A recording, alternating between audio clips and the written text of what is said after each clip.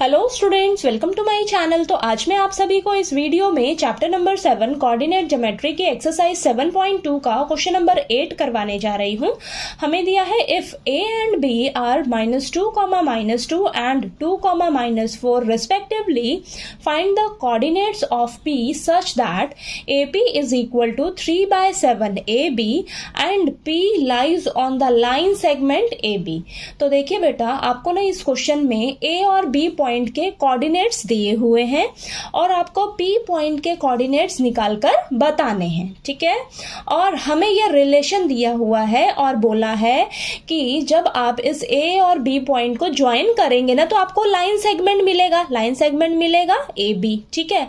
अब इस AB line segment पे ना ये जो पॉइंट P है ये लाई करता है, ठीक है, ये लाई करता है। तो चलिए इसका मैं फिगर ड्रॉ करती हूं, तब आपको अच्छे से समझ आ जाएगा, ठीक है।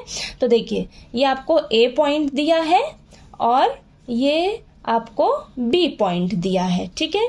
तो जब आप इन दोनों पॉइंट्स को ज्वाइन करेंगे तो आपको ये लाइन सेगमेंट मिलेगा, ठीक है, ये लाइन सेगमेंट मिलेगा। अब इस लाइन सेगमेंट पे ना मान लीजिए आपका यहाँ पर जो है P पॉइंट लाई करता है, ठीक है, यहाँ पर P पॉइंट लाई करता है और हमें इस P पॉइंट के कोऑर्डिनेट्स निकालकर बताने हैं, ठीक है। आपको A पॉइंट के कोऑर्डिनेट्स दिए हैं -2, -2, B पॉइंट के कोऑर्डिनेट्स दिए हैं 2, -4। हमें P पॉइंट के कोऑर्डिनेट्स निकालने हैं, यानी कि इसके कोऑर्डिनेट्स आप लेट कर लीजिए x, y, ठीक है।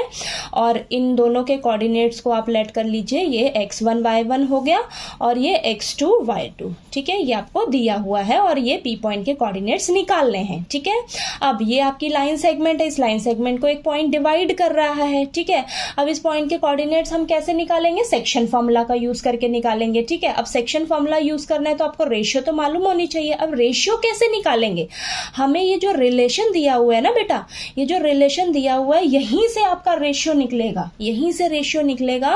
तो चलिए करते हैं इसको, तब यहां से हमें रेशियो पता लगेगी कि क्या है रेशियो, ठीक है। तो चलिए करते हैं। तो आपको देखिए रिलेशन दिया हुआ है, यहां पर लिखिए गिवन, आपको क्या दे रखा है? AP is equal to 3/7 of AB, ये दिया हुआ है। आपको यहाँ से कुछ क्लियर हो रहा है कि ये क्या दे रखा है और इस यहाँ से मैं रेशियो कैसे निकाल पाऊंगी, ठीक है। कैसे निकालेंगे देखिए ध्यान से। अब ये जो AB है, AB मल्टीप्लाई में है तो इस साइड आएगा तो AP के नीचे डिवाइड में आ जाएगा, ठीक है। AP अपॉन AB आ गया is equal to 3/7 as it is, ठीक है। इतना क्लियर हुआ आपको, ठीक है, इतना क्लियर हुआ। यहां से ध्यान से समझिएगा, इसका मतलब क्या है? AP आपको कितना दिया है? 3 और AB आपके पास कितना है? 7 है, ठीक है। यानी कि A से लेकर P तक का रेशियो कितना है आपका? 3 है, ठीक है, 3 है। और A से लेकर B तक बेटा, A से लेकर B तक ये पूरा आपका कितना है? 7 है। ये पूरा 7 है तो इतना पोर्शन कितना होगा? ये पूरा A से B तक 7 है। तो अगर मैं इसमें से 3 माइनस कर दूं, AP को माइनस कर दूं तो मेरे पास ये PB आ जाएगा, है कि नहीं? ठीक है। तो 7 में से जब आप 3 को माइनस कर दोगे तो यहाँ पर कितना बचेगा? 4 बचेगा, ठीक है।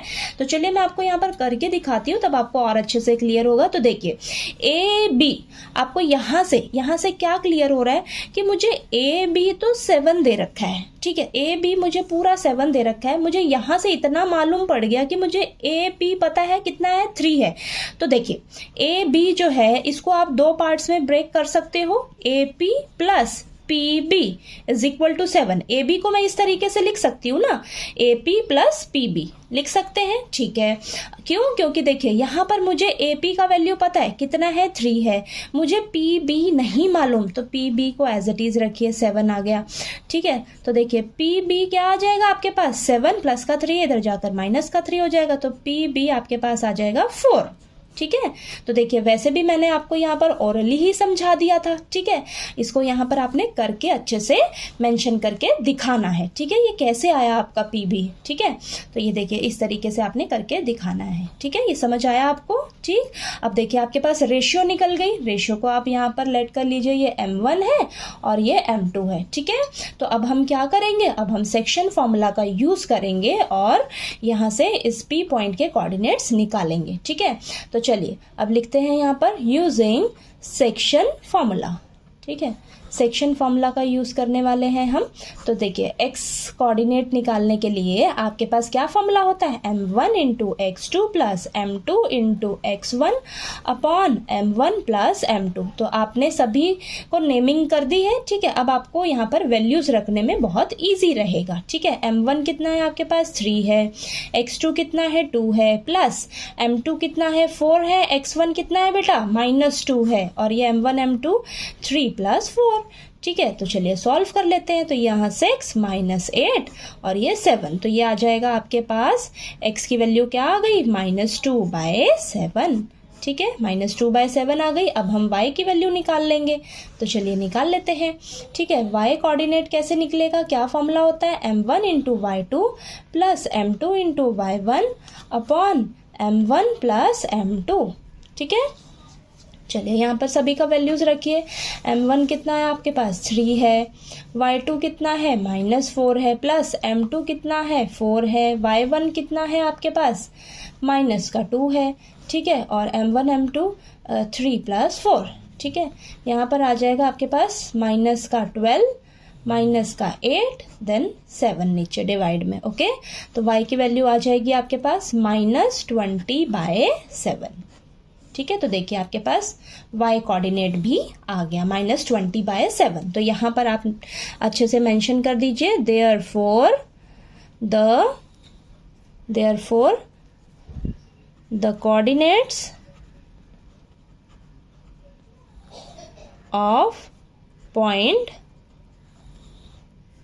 P इज, P पॉइंट के कोऑर्डिनेट्स हमारे पास क्या आ गए -2/7 -20/7। ठीक है, तो यहाँ पर आपने लास्ट में अच्छे से मेंशन कर देना है। ओके, तो चलिए आपका ये क्वेश्चन नंबर 8 जो है वो कंप्लीट हो जाता है। आपको अच्छे से समझ आ गया होगा। कहीं कोई डाउट आया आपको तो प्लीज़ आप पूछ लीजिएगा, और अगर आपको मेरा पढ़ाया हुआ अच्छा लगे तो प्लीज़ वीडियो को लाइक कीजिए, शेयर कीजिए और ज़्यादा से ज़्यादा सब्सक्राइब कीजिएगा मेरे चैनल को। Thank you so much.